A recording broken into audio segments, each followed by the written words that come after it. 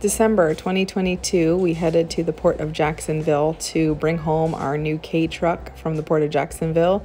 The port was pretty disorganized, a little bit frustrating. We had to jumpstart the truck after being on a ship for 2 months. There she is. It's a little Daihatsu mini cab, super cute, and we stayed the night in a hotel in Jacksonville before making the trip south the next day. Jacksonville had some hurricane damage from Hurricane Ian, but we were able to get some food and have a nice walk by the riverfront there. The next day we went southwest to Rainbow River, which is near Ocala. We took a bus up to the top of the Head Springs and launched all the way to the top. This is one of the most productive springs in the country. It pumps out about 400 million gallons a day of crystal clear, beautiful water. You can see there's people paddle boarding. They have their dogs on the paddleboard. There's snorkeling happening. It took us about an hour to get all the way to the Head Springs, and there are houses all along the banks of the river. There's some grasses there. Really peaceful, very quiet. There were some people with boats who made a little bit of noise, but the coolest part was the nature that we saw. So we saw a family of river otters just popping in and out of the water. Lots and lots of fish. In some cases, I would just put my camera underwater, be able to see everything. There's all these little rock quarries. This has been an attraction since the 1930s. They used to have steamboats going up and down this spring, and it's about 5.7 miles. It goes south until it merges with the Withlacoochee. We saw so many turtles and ducks just resting there on the rocks, and even though it was December, it was still kind of cold in the morning and then heated up during the day. There were a few spots where we were able to get out of the kayak and just rest for a little bit. There are pretty strict rules here on the Rainbow River, so because of pollution, you're not allowed to take anything disposable with you. So you have to take reusable bottles and just make sure there's no trash in the water. And I just really enjoyed putting the camera underwater and seeing what we're able to see. I would definitely want to come back in summertime to do some snorkeling, but I'm sure it's super busy there as well.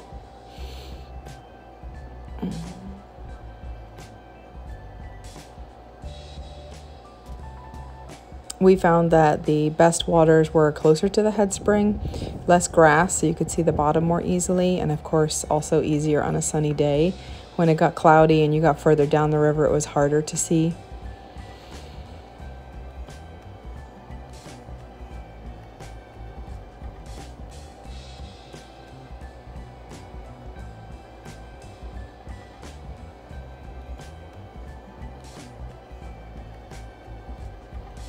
There were so many cypress trees, and you could see the little cypress knees there. Oh, there's our river otter friends. We did not see any manatees in the springs, but they could theoretically make it there from the Gulf.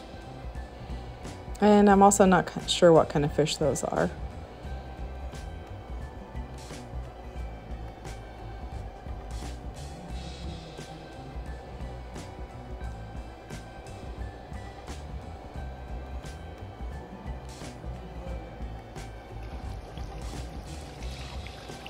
The river gets busier towards the end, and you see more and more people heading down to the little town here, which is called Dunellen.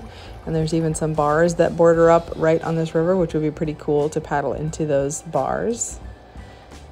And here's some of that granite at the bottom of the springs. I think at deepest there may be 20-25 feet or so, and at shallowest maybe 2-3 feet.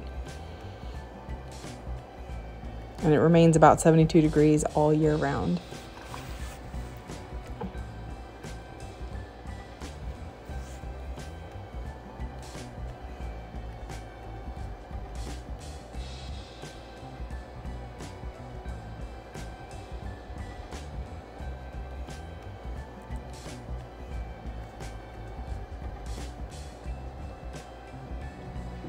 There weren't any restrictions on the types of motors that you can have on this river, which is always a little disappointing to me. You can have a gas-powered motor or an electric inboard one. And we also saw people wearing wetsuits because, again, it was a little chilly.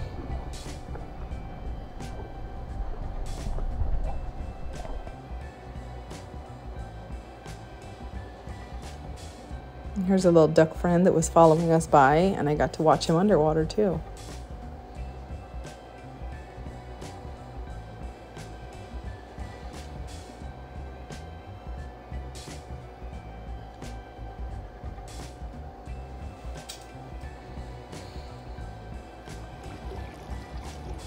There's a big giant inflatable duck towards the end of the river.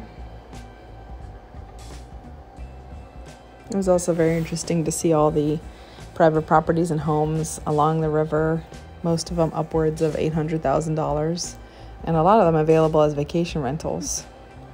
The scenery kind of changes before it merges with the Withlacoochee River.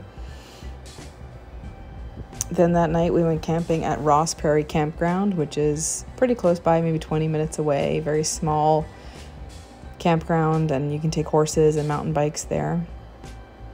And then the next morning we headed east to Silver Springs, which is one of Florida's oldest attractions.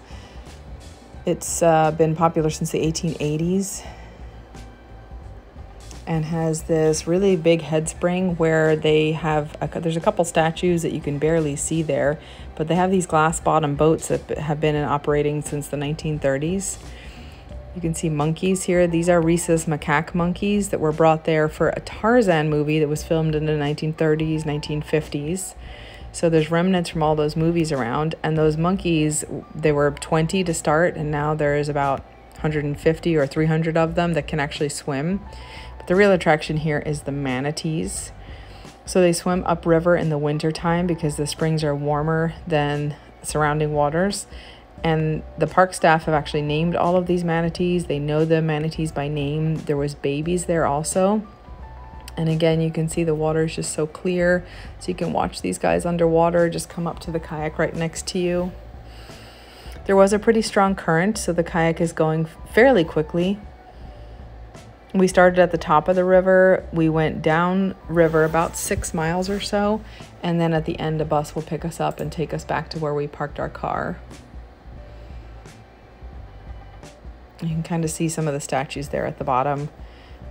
So this used to be a private attraction. It's now owned by the state of Florida. There is no swimming and no snorkeling here. But again, kayaking, stand-up paddle boards, and all kinds of boats are allowed up this river. And those bluefish you see there are actually an invasive species, and those are tilapia. And even though they're invasive, they look really beautiful, and they were pretty much everywhere. And no fishing is allowed. Here's another little manatee friend.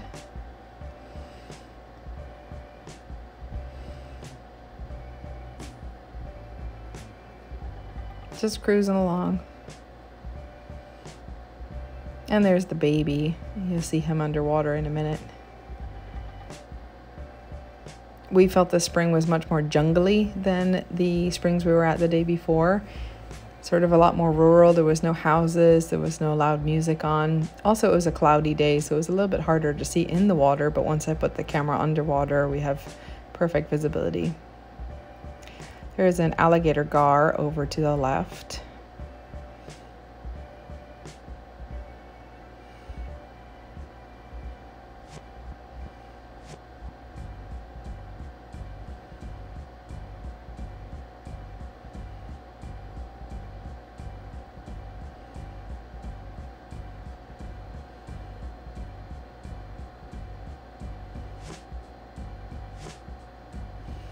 And here's that little baby manatee, probably farting. No, I think that's the mom. Just kind of slowly moving. You can see how the current is kind of going by. And I think at the deepest, it's around the same as the other spring, maybe 30 feet or so. And gets shallower towards the sides.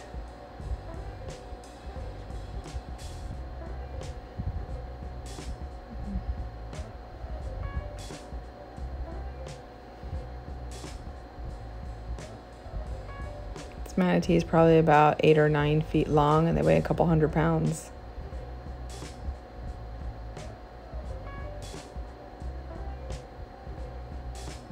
These are some lily pads in the distance. There's the baby feeding on those grasses. Just having a little snack.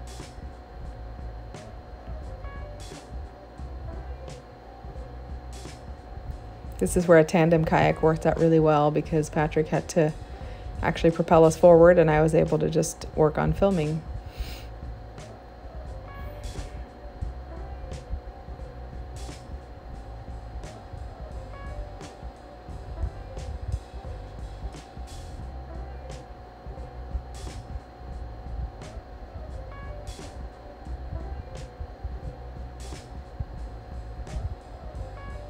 There's also a campground here. I think it's over just to the right. It takes a long time to get reservations, but you could theoretically camp just right by this spring, or this river rather, and bring your own kayaks, and just hop on the river if you wanted to. We were here in December. It was actually fairly chilly, so I was glad we were not getting in the water.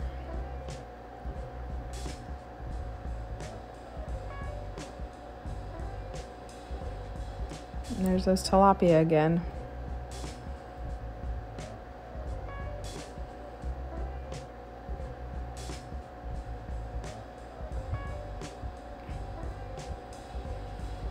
Overall, I would highly recommend. We would love to go back, but with our own kayak next time.